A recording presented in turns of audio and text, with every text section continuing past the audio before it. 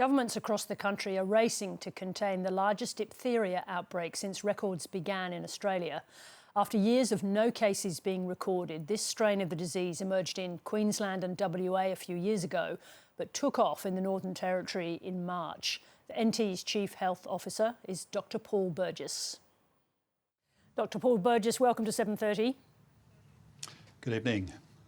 Can you start by giving us the latest information on the case numbers in the Northern Territory?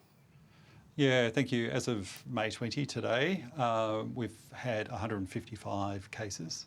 44 of those cases have been respiratory diphtheria and 111 have been infections of the skin or cutaneous diphtheria.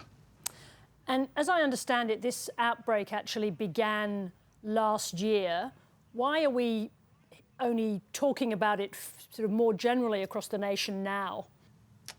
Yeah, it's a good question. I think we've seen a sharp acceleration in case numbers, and there can be a couple of reasons for that. I think it's important to place in context, however. Australia had largely eliminated diphtheria for many years, if not decades.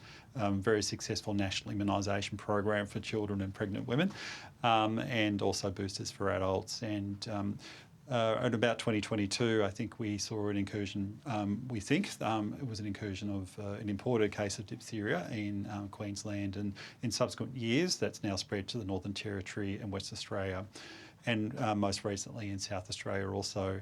The most recent uptick in case numbers has a few factors to consider. One is we have a very mobile population in the Northern Territory. I think there was some under-recognition because we haven't seen diphtheria for many, many years.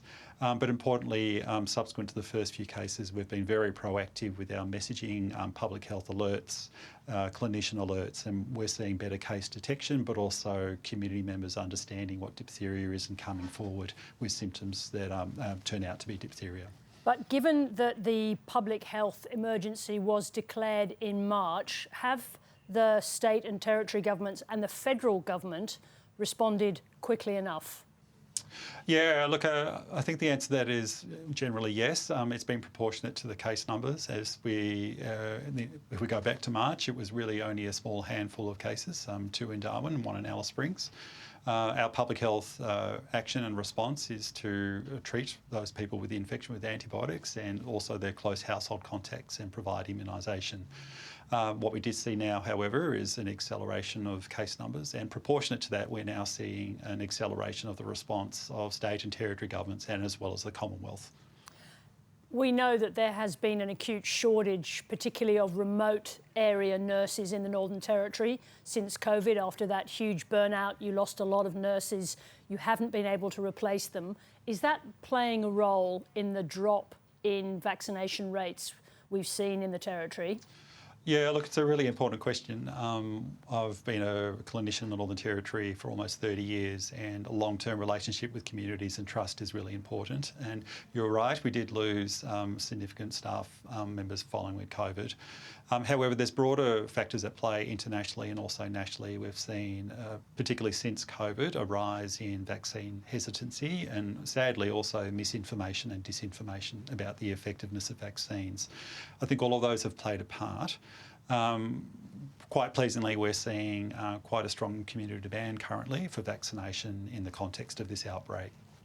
And just a question on your more vulnerable populations in the Northern Territory. What role is housing overcrowding playing in the transmission of the disease? Look, it's a really important risk factor. The epidemiology of this outbreak in the Northern Territory, sadly, is 95% of cases have been in our NT Aboriginal population, predominantly in remote areas of the Northern Territory. In those, you'd be well aware of the living conditions are quite often in overcrowded housing, and that is a potent stimulant for transmission of diphtheria, unfortunately.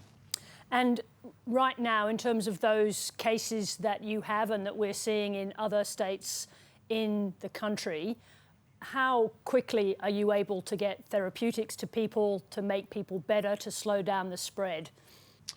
Yeah, look, diphtheria is an uncommon bacterial infection. It's treatable with antibiotics.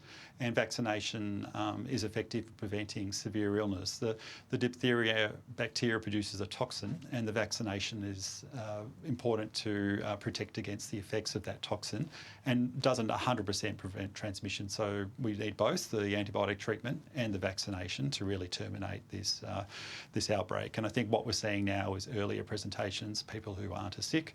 There's broader understanding in the community, but also broader recognition with our clinical workforce. So we are seeing cases and treating them earlier. Dr. Paul Burgess, thank you very much indeed for joining us. My pleasure.